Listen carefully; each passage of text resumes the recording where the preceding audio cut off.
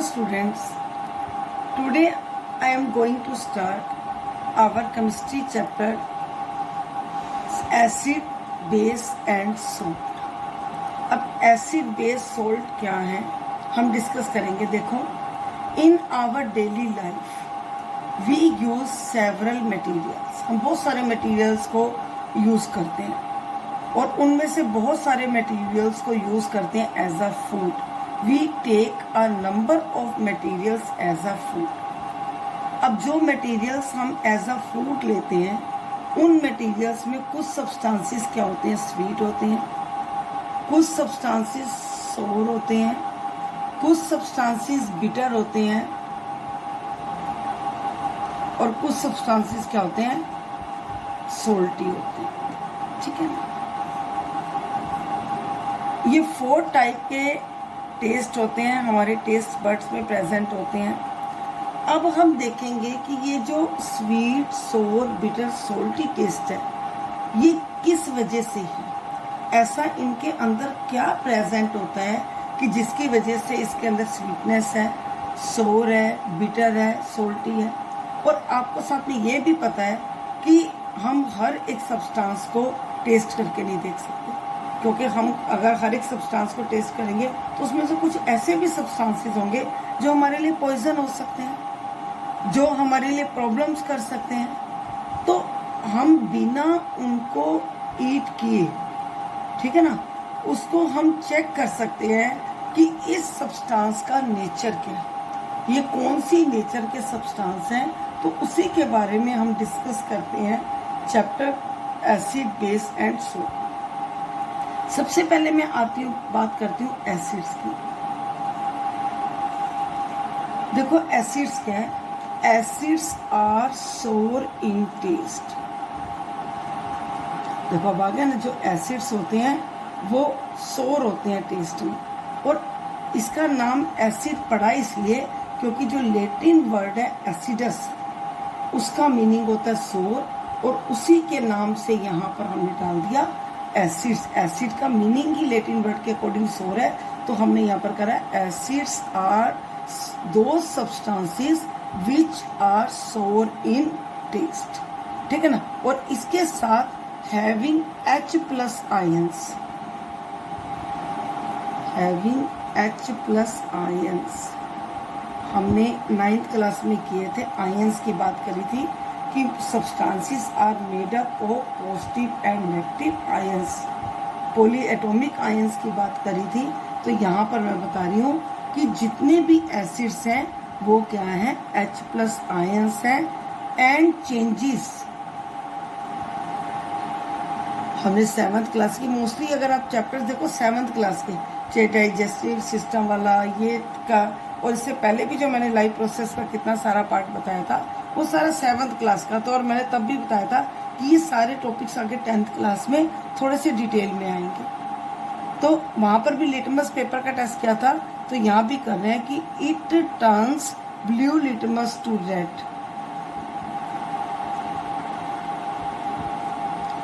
Blue litmus to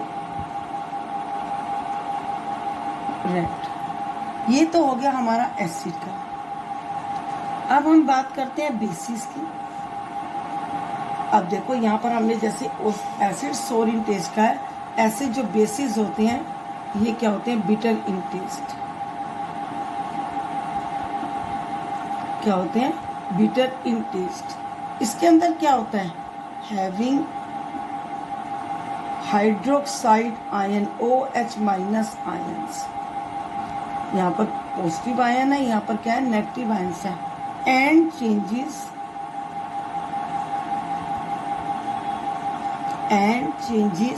यहाँ पर blue litmus to red है, तो वहां पर क्या आ जाएगा, red litmus to blue. Red litmus to क्या आ जाएगा, ब्लू. अब एसिड, बेस, अब इनके कुछ एग्जांपल्स लेती हूँ, फिर उन्हीं से हमारा बनेगा स्वीट सब्सटेंस और उन्हीं से हमारा बनेगा सोल्ट. फिर वो आगे 1 by 1 अभी आता जाएगा. एसिड्स और बेसिस के मैं कुछ एग्जांपल्स, जैसे हाइड्रोक्लोरिक एसिड, देखो H plus ions, hydrochloric acid, अब इनके नाम याद रखने हैं, nitric acid H+ ion, sulphuric acid H2SO4, ठीक है ना। Acid, hydrochloric acid, nitric acid, नाम में भी पीछे एसिड आ रहा है, sulphuric acid, acetic acid, acetic acid जो विनेगर होता है, तो ये हो गया इस तरह। अब इसी तरह से बेस के बताती हूँ, पोटाशियम हाइड्रोक्साइड, इसके पीछे बोलने में क्या प्रोनाउंस होगा, एसिड, और उसके पीछे बोलने में क्या होगा, hydroxide. Potassium hydroxide, sodium hydroxide, ठीक है ना, पोटाशियम हाइड्रोक्साइड, सोडियम हाइड्रोक्साइड, इसी तरह से मैग्नीशियम हाइड्रोक्साइड, सबके पीछे OH, ठीक है। तो ये जो सारे ऐसे एग्जांपल्स होते हैं, इसके फॉर्म ही इसके भी ले लेती हूँ, potassium hydroxide, sodium hydroxide, magnesium hydroxide, इसी तरह से आप ले सकते हैं इसके अंदर लिथियम हाइड्रोक्साइड, कोई भी पीछे लोगे उसके हाइड्रोक्साइड होता है। तो ये क्या हुए एसिड्स और ये क्या हुए बेस। अब हम बात करेंगे इंडिकेटर्स की। इंडिकेटर्स क्या होते हैं, इंडिकेट करना, किसको इंडिकेट करना, कि प्रेजेंट सब्सटेंस इज एसिडिक और बेसिक। तो such substances which indicate either substance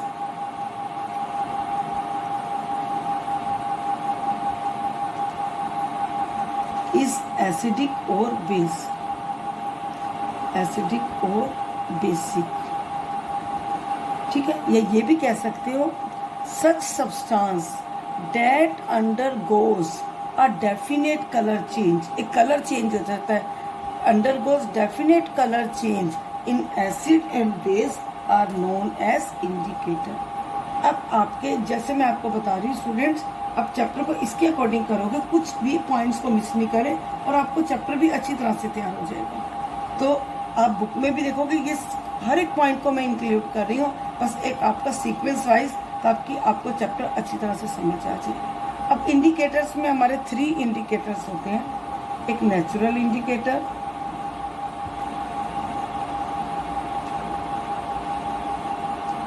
एक हमारा इंडिकेटर होता है सिंथेटिक इंडिकेटर,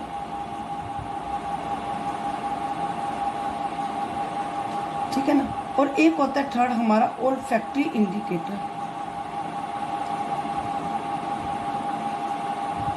ओल्फैक्टरी इंडिकेटर।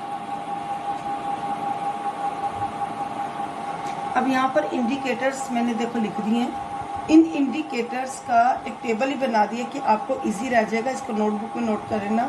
जैसे पहले मैंने नेचुरल इंडिकेटर है, टर्मरिक, चाइना रोज, लिटमस। अब टर्मरिक का अपना नेचुरल कलर क्या होता है, येलो होता है। जब उसको एसिड में डालते हैं तो भी येलो रहता है, और बेस में डालते हैं तो क्या हो जाता है, रेडिश ब्राउन। और हमने इसका वो मदर डे का कार्ड भी बनाया था 7th क्लास में, ठीक है ना, टर्मरिक का पेस्ट लेकर। फिर चाइना रोज का अपना नेचुरल कलर पिंक, एसिड में भी पिंक रहता है, बेस में क्या हो जाता है, ग्रीन कलर। लिटमस अपना नेचुरल कलर पर्पल, ये लिक्विड की बात कर रही हूँ, आपको पता नहीं किसकी बात कर रही हूँ, लिक्विड की बात कर रही हूँ। और वैसे अगर हम देखें तो लिक्विड पेपर जो होता है वो ब्लू लिटमस पेपर होता है और एक रेड लिटमस होता है। एसिड में डालते हैं तो ब्लू से रेड, और बेस में डालते हैं red to blue, red in blue, ठीक है ना, या 2 कर ले, ब्लू टू रेड कर लो, और यहाँ पर कर लो red to blue to red और रेड टू ब्लू। अब ये है सिंथेटिक। सिंथेटिक में 2 इंडिकेटर यूज होते हैं साइंस लैब में, मिथाइल ऑरेंज और फिनोल्फिथिलीन। मिथाइल ऑरेंज का अपना कलर ऑरेंज, एसिड में रेड, बेस में येलो।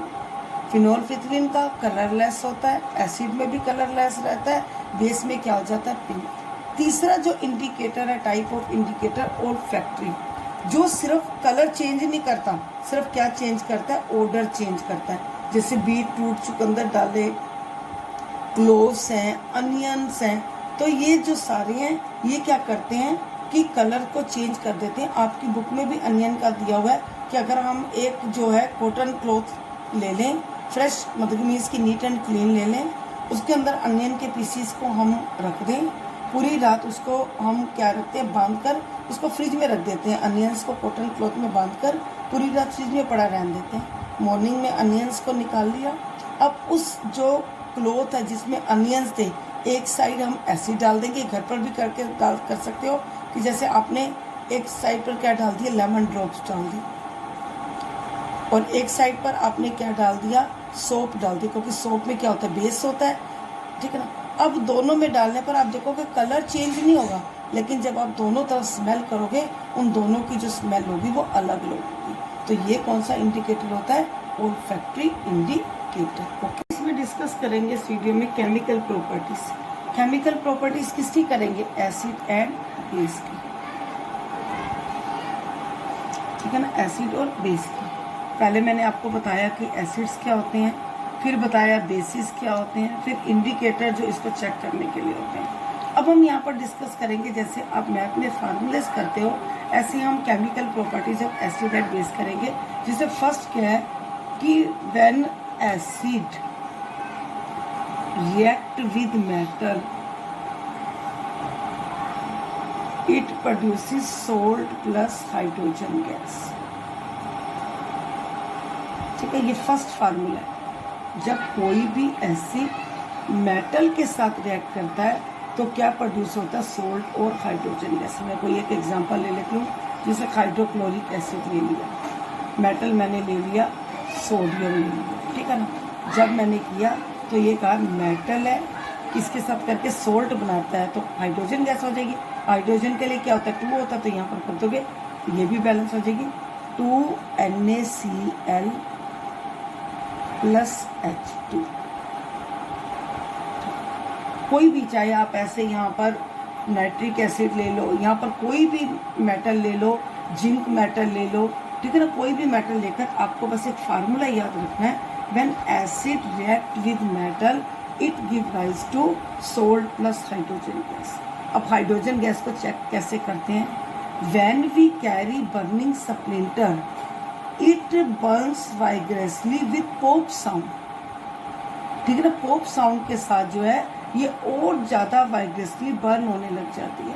अब मैं इसको एक डायग्राम के थ्रू दिखाऊंगी जिसको आपने अच्छे से समझना है कि कई बार एग्जाम्स में वो भी आ जाता है। ओके, अब इसमें हम देख रहे हैं कि हाइड्रोजन गैस चेक करने के लिए एक टेस्ट ट्यूब में हमने क्या डाला है, जिंक ग्रैनुअल्स डाले हैं, सल्फ्यूरिक एसिड डाला है। तो नेचुरली जब जिंक ग्रैनुअल्स मेटल है, सल्फ्यूरिक एसिड है, तो कौन सा सोल्ट बन जाएगा, जिंक सल्फेट। क्या बन जाएगा, जिंक सल्फेट। साथ में कौन सी गैस इवॉल्व होगी, हाइड्रोजन गैस। जब ये हाइड्रोजन गैस डिलीवरी ट्यूब के थ्रू आएगी स्पीकर में, इसमें हमने क्या रखा हुआ है, सोप सोल्यूशन। अब इसका भी रीज़न बताती हूँ कि सोप सोल्यूशन क्यों रखा हुआ है, क्योंकि जो हाइड्रोजन गैस है वो एयर के कंपेयर में क्या है, बहुत ज़्यादा हल्की है, लाइट है, वो ऊपर की तरफ उठती है। और हाइड्रोजन गैस के अंदर हाईली क्लोरोफिक वैल्यू है, एक्सप्लोजिव है, रिस्की भी होती है ये, और इसलिए हमने इसको सोप सोल्यूशन में इसको मिक्स किया। जैसे ही सोप सोल्यूशन में मिक्स किया हमने, तो ये बबल्स की फॉर्म में, सोप में क्या है, ये बबल्स की फॉर्म में ऊपर ये 100 बबल्स उठ रहे हैं, और इन 100 बबल्स के अंदर क्या कंटेन है, हाइड्रोजन गैस। जब हम बर्निंग स्प्लिंटर को इसके पास लेके आते हैं, it burns more vigorously with pop sound. तो इस तरह से ये चेक करने का मेथड है कि हाइड्रोजन गैस को कैसे चेक करते हैं। ऐसे ही हम कार्बन डाइऑक्साइड को भी मैंने बताया था आपको लाइव प्रोसेस में कि कार्बन डाइऑक्साइड क्या किया था, लाइम वाटर में पास की थी, तो कौन सा प्रोडक्ट बन गया था, कैल्शियम कार्बोनेट बन गया था।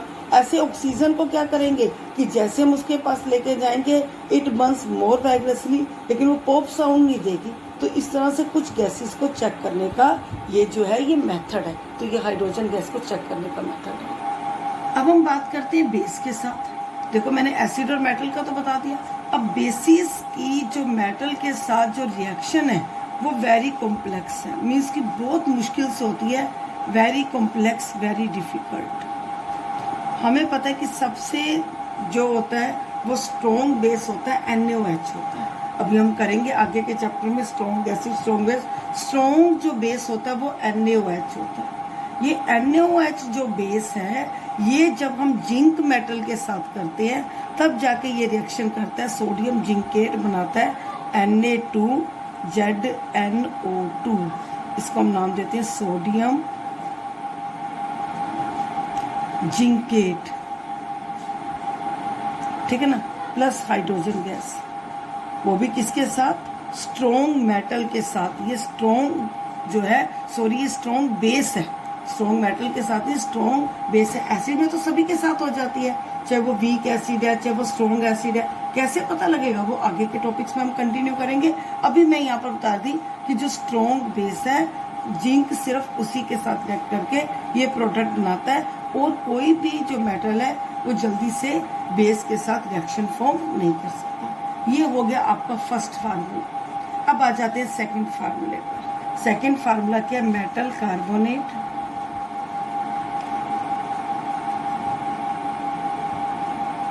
और मेटल बाइकार्बोनेट, मेटल कार्बोनेट और मेटल बाइकार्बोनेट जब एसिड के साथ रिएक्ट करते हैं तो क्या प्रोडक्ट मिलता है, ये हमें सिर्फ फार्मूला याद रखना है, salt plus carbon dioxide plus water, चाहे कार्बोनेट के साथ या मेटल बाइकार्बोनेट के साथ। और अब अगर हम बुक में देख रहे हैं तो कार्बोनेट कौन सा लिया है, Na2CO3, चाहे आप यहाँ पर ले लो NaHCO3। ये है मेटल कार्बोनेट, ये है मेटल बाइकार्बोनेट। दोनों को किसके साथ रिएक्शन किया है, हाइड्रोक्लोरिक एसिड के साथ किया, ठीक है। क्या प्रोडक्ट बना, प्रोडक्ट सेम है, NaCl plus CO2 plus H2O। इसमें भी कौन सा प्रोडक्ट है, NaCl plus CO2 plus H2O, ठीक है ना। तो ये जो दोनों हैं, ये मेटल कार्बोनेट, मेटल बाइकार्बोनेट, ये जो दोनों हैं ये क्या बनाते हैं, सोल्ट, कार्बन डाइऑक्साइड, वाटर। अब कार्बन डाइऑक्साइड टेस्ट करने का आपको मैंने बताया था, किसके साथ करते हैं, हमने फर्स्ट चैप्टर में भी था, लाइव प्रोसेस में भी था कि लाइम वाटर के साथ। क्या प्रोडक्ट होता है, कैल्शियम कार्बोनेट, ठीक है ना। क्या बनता है, कैल्शियम कार्बोनेट। इस जो कैल्शियम कार्बोनेट का ये प्रोडक्ट बनता है, इस कैल्शियम कार्बोनेट के प्रोडक्ट में हम थोड़ी सी और एक्स्ट्रा में कार्बन डाइऑक्साइड जब पास कर देते हैं तो हमारा एक प्रोडक्ट बन जाता है कैल्शियम बाइकार्बोनेट। क्या बन जाता है, कैल्शियम बाइकार्बोनेट। इसकी वैलेंसी 1 होती है, इसकी 2 होती है, तो कैल्शियम बाइकार्बोनेट। अब ये किसका प्रोडक्ट है, कैल्शियम बाइकार्बोनेट क्या है, लाइमस्टोन, चोक, मार्बल, ये सारे डिफरेंट नेम्स हैं कैल्शियम बाइका। अगर आज what is the formula of limestone तो भी यही लिखोगे, what is the formula of chalk यही लिखोगे, what is the formula of marble यही लिखोगे। तो ये जो है ये सारे एग्जांपल्स हैं। अब थर्ड क्या है, एसिड और बेस। पहले हमने बता दिया एसिड का, फिर बेस का, दोनों के रिएक्शंस बता रहे हैं। और वो बेस के साथ तो वही प्रोडक्ट फॉर्म होते हैं, सोल्ट, कार्बन डाइऑक्साइड, वाटर, ठीक है ना। तो हमारा जो मेन जो प्रोडक्ट था उसकी बेस के साथ रिएक्शन ही है। थर्ड हमारा आ जाता है कॉमन सा, 7th में भी क्या था, acid plus base, salt plus water. इसको हमने क्या नाम दिया था, हमने दिया था neutralization reaction, neutralization, neutralization, neutralization reaction. Neutral reaction भी कह सकते हैं। स्ट्रॉन्ग एसिड ले लिया था HCl, स्ट्रॉन्ग बेस ले लिया था NaOH, क्या किया था NaCl प्लस H2O और lot of heat and light किया था। इस रिएक्शन को क्या बोलेंगे, न्यूट्रलाइजेशन रिएक्शन। फोर्थ आ जाता है अब मेटेलिक ऑक्साइड।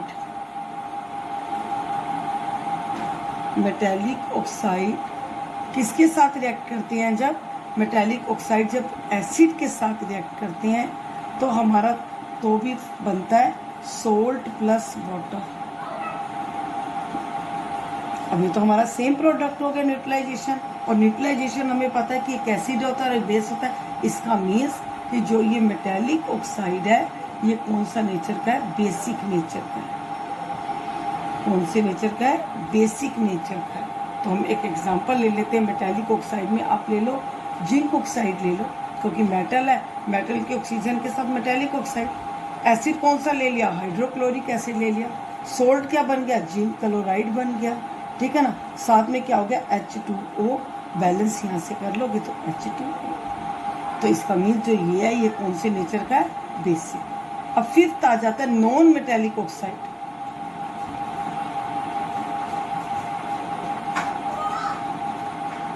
जब किसके साथ करते हैं, बेस के साथ, तो क्या प्रोडक्ट बनता है, सोल्ट प्लस वाटर। अब नॉन मेटेलिक ऑक्साइड में हम ले लेते हैं कार्बन डाइऑक्साइड, नॉन मेटल है ना carbon, non metallic oxide. Base यहाँ पर कौन सा ले लेते हो, कैल्शियम हाइड्रोक्साइड ले लो। अब ये रिएक्शन देखो फर्स्ट चैप्टर में भी, सेकंड चैप्टर में भी, और साथ में लाइव प्रोसेस में भी।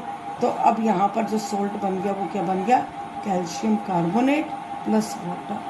अब यहाँ पर इसका नेचर क्या आ गया, इसका नेचर आ गया एसिडिक नेचर। कौन सा नेचर आ गया, ओके। अब हम डिस्कस करेंगे सोल्ट। देखो पहले मैंने आपको एसिड बताया, फिर बेस बताया, और फिर साथ में आपको ये बताया कि एसिड और बेस की केमिकल प्रॉपर्टीज। अब आ जाता है सोल्ट। देखो हमारा चैप्टर का नेम ही यही है, acid base and salt. Salt कैसे बनता है अब हमें क्लियर हो गया है, acid plus base, salt plus water.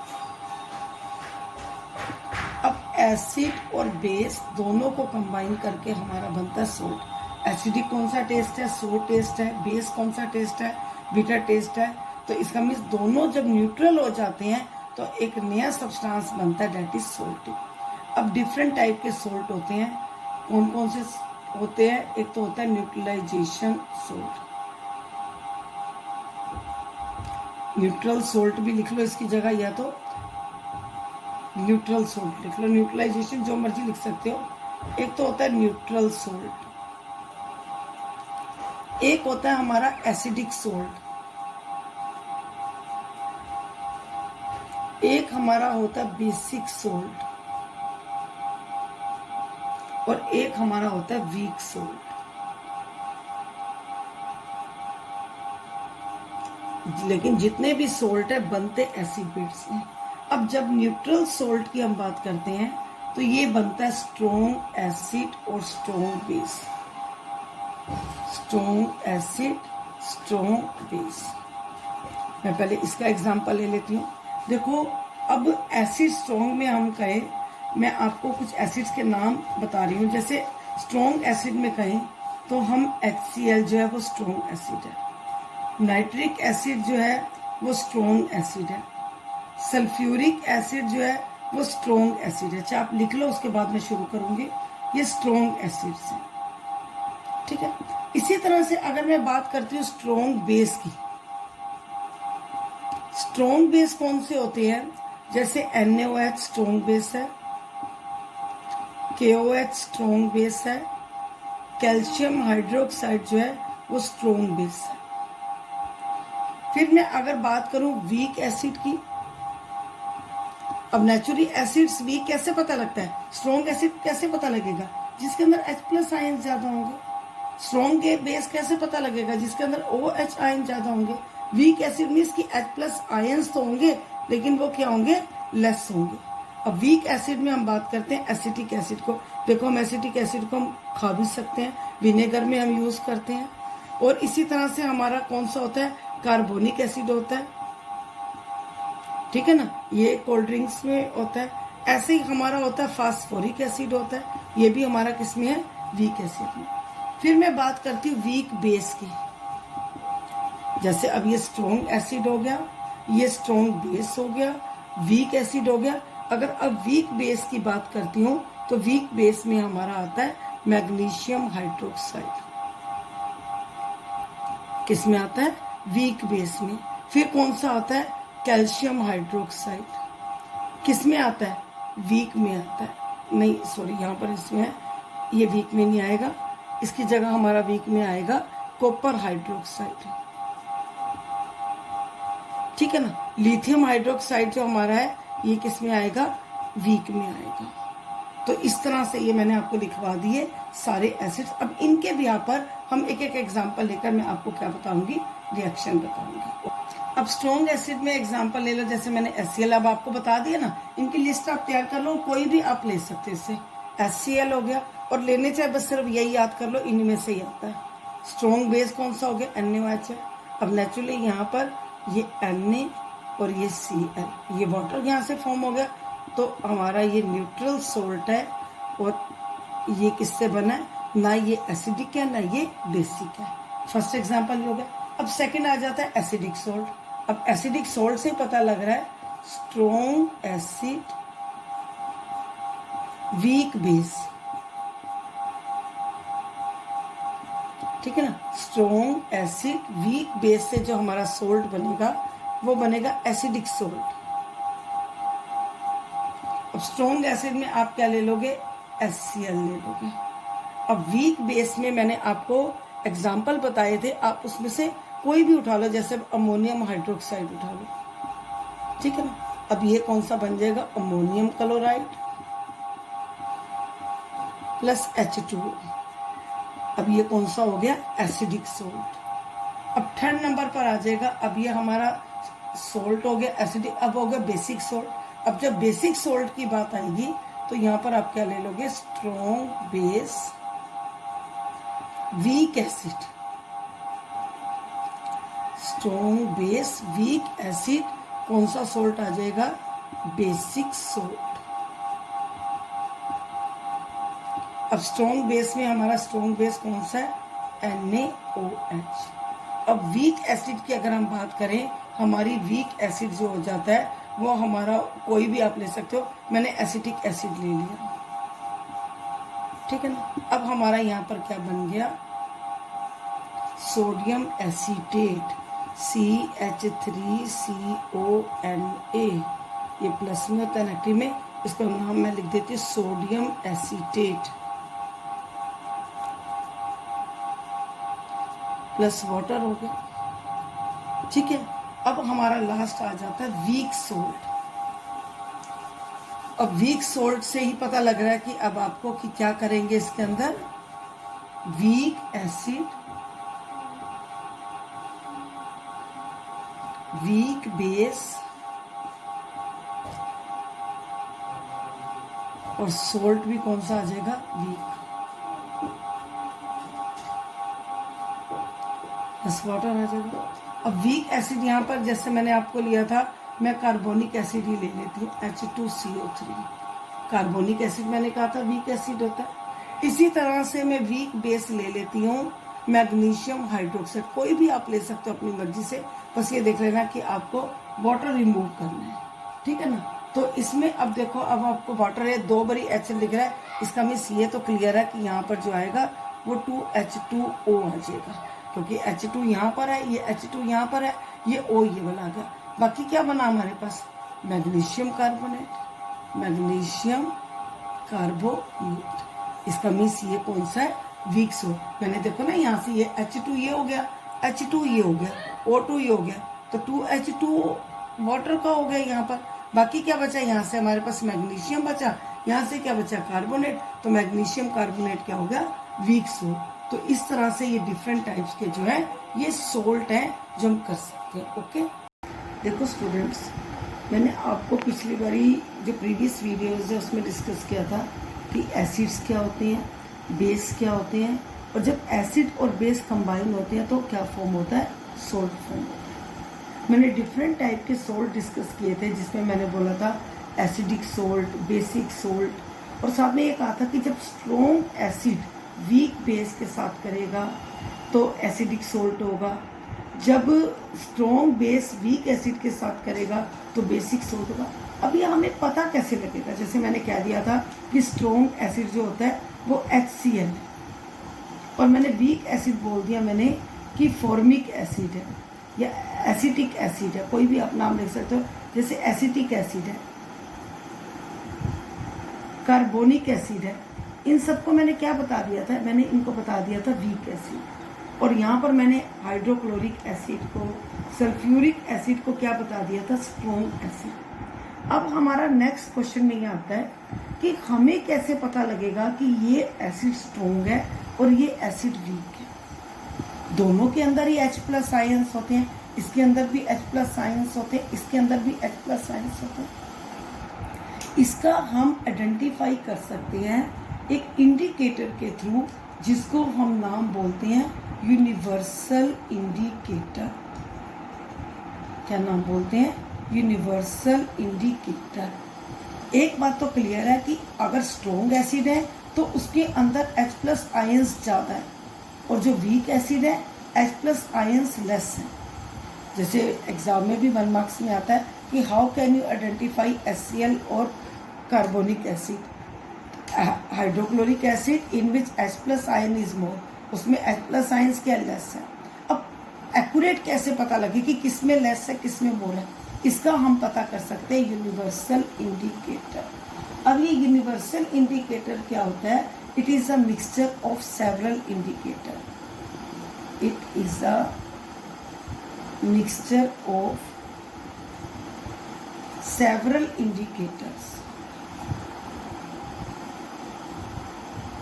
अब कौन कौन से इंडिकेटर, जैसे हमने कितने सारे इंडिकेटर किए हैं, हमने लिटमस इंडिकेटर किया है, हमने टर्मरिक इंडिकेटर किया है, हमने जो है वो ब्लू और लिटमस ऑरेंज वाला किया है इंडिकेटर, फिनोल फिथ्रियन इंडिकेटर किया, कितने सारे इंडिकेटर किया है। तो इन सबको मिलाकर, एक सेवरल इंडिकेटर्स को मिलाकर हम जो है एक इंडिकेटर तैयार करते हैं जो हमें डिफरेंट कलर्स दिखाता है, विच शोज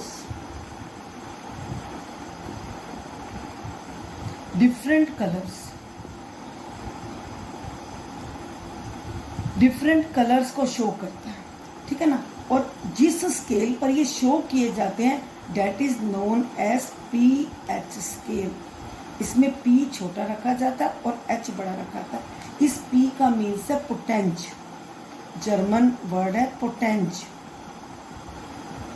पोटेंज जो है कि ये बताने के लिए कि H प्लस आयंस किसके अंदर ज़्यादा होते हैं। एक यहाँ पर और क्लियर करूँगी, कोई भी सब्सटेंस हो किसके अंदर H प्लस आयन और OH माइनस आयंस दोनों होते हैं। जैसे आपसे पूछा जाए कि हमेशा अगर कोई एक सब्सटेंस है, जैसे हाइड्रोक्लोरिक एसिड है, क्या इसके अंदर सिर्फ H प्लस आयन है, OH माइनस आयंस नहीं है? नहीं, उसके अंदर H प्लस आयंस भी हैं और OH माइनस आयंस भी है, दोनों है। बस ये है कि H प्लस आयन ज़्यादा है तो ये एसिड बन गया। अब ऐसे ही NaOH के अंदर, NaOH के अंदर क्या सिर्फ OH आयंस ज़्यादा है? नहीं, उसके अंदर OH आयन ज़्यादा है, बस H प्लस आयंस क्या है? लेस है। तो कोई भी सब्सटेंस होता है उसके अंदर दोनों का मिक्सचर होता है, H प्लस आयंस का भी और OH माइनस आयंस का भी।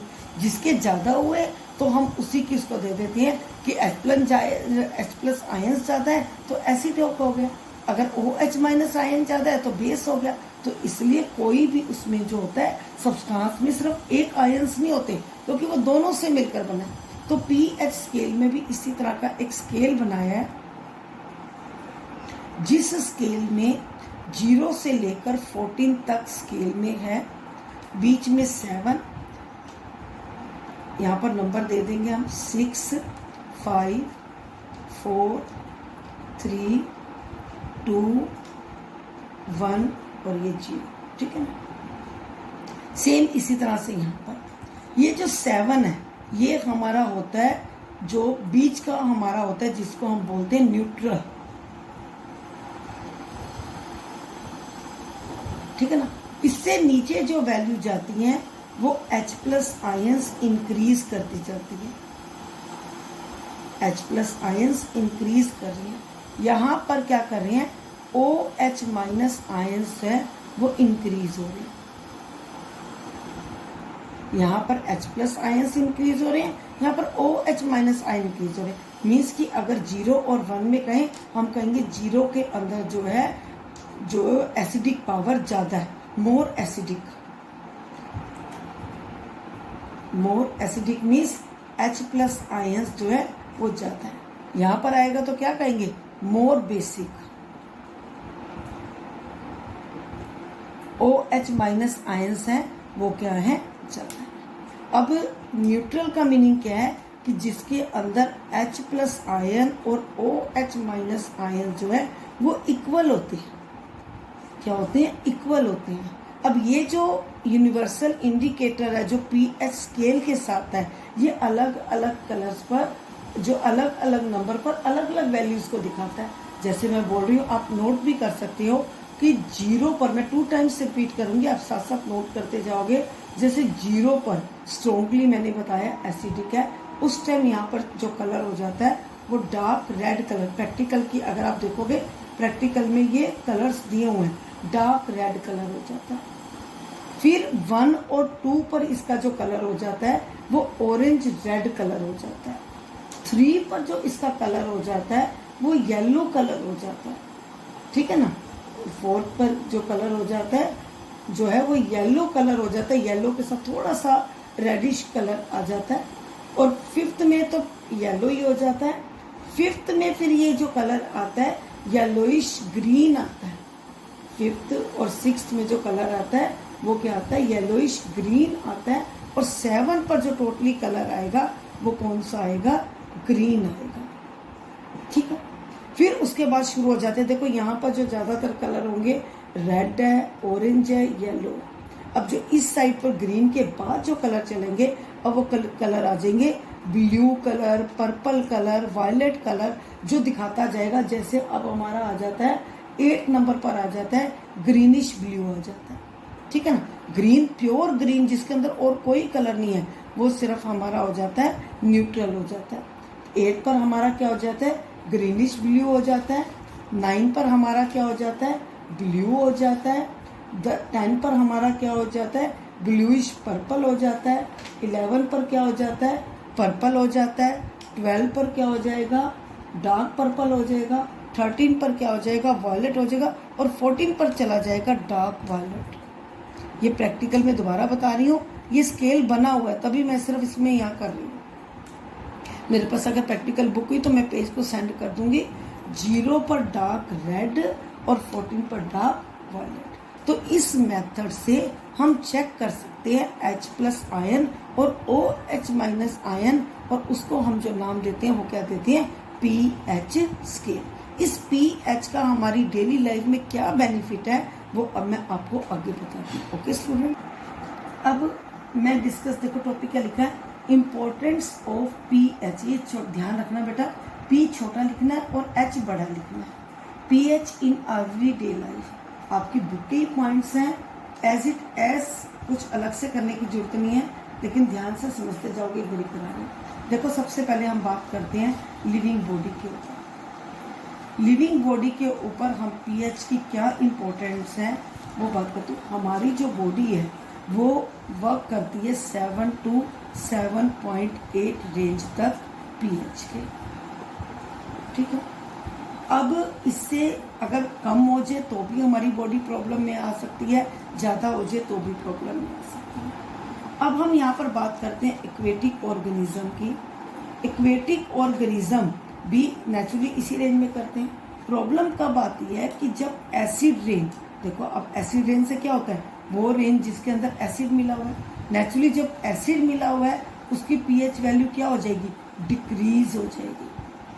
और एसिड रेन जब वाटर में मिक्स होता है तो उस pH की वैल्यू को वो क्या कर देता है, 5.6 से भी लेस कर देता है। मतलब कि 5.6 किसको बोलते हैं, कि जब रेन में एसिड मिल जाए और उसके जब स्केल में चेक करें उसकी वैल्यू लेस देन 5.6 हो जाए, और वो वाटर एक्वेटिक ऑर्गेनिज्म के लिए क्या बन जाता है, प्रॉब्लम बन जाता है। Survival of aquatic life in such river becomes difficult. हमेशा प्रॉब्लम एक नॉर्मल रेंज होती है, लेकिन इसकी pH कैसे कम हो जाता है, इसका pH कम हो जाता है कि जब एसिड्स जो हैं वो किसके अंदर मिक्स हो जाते हैं, वाटर में। और कैसे हो जाते हैं, एसिड रेन के थ्रू होते हैं। कितनी उसकी pH स्केल कर देते हैं, लेस देन 5.6। अब ये तो था एक्वेटिक ऑर्गेनिज्म पर। अब यही जब एसिड रेन सोयल में गिरते हैं, अब सोयल को क्या बना देते हैं, एसिडिक बना देते हैं। और जब सोयल को एसिडिक बना देते हैं, ऐसी सोयल में जो प्लांट्स हैं वो ग्रो नहीं कर सकते, हेल्दी प्लांट्स ग्रो नहीं कर सकते, प्लांट्स कैन नॉट ग्रो, ठीक है ना। ऐसे एसिडिक सोयल में जो प्लांट्स हैं वो हेल्दी प्लांट्स ग्रो नहीं कर सकते, वीक तो हो सकते हैं हेल्दी प्लांट्स ग्रो नहीं हो सकते। अब क्या किया जाता है, तो फार्मर्स क्या करते हैं, फील्ड में कैल्शियम हाइड्रोक्साइड लाइम वाटर डाल देते हैं, बेसिक होता है ना, तो इसको डाल देते हैं, जिससे सोयल क्या हो जाती है, न्यूट्रल हो जाती है। नेचुरली पहले एसिडिक है, बेस मिलाया तो क्या होगी, न्यूट्रल। कई बार सोयल क्या होती है, अगर बेसिक ज़्यादा हो जाए तो वो क्या करते हैं, ह्यूमस ऐड कर देते हैं। ह्यूमस क्या होता है, डेड एंड डिकेइंग ऑर्गेनिज्म, जिससे सोयल क्या हो जाती है, न्यूट्रल हो जाती है। तो ये 2 यूजेस हैं किसके, पीएच के लिए।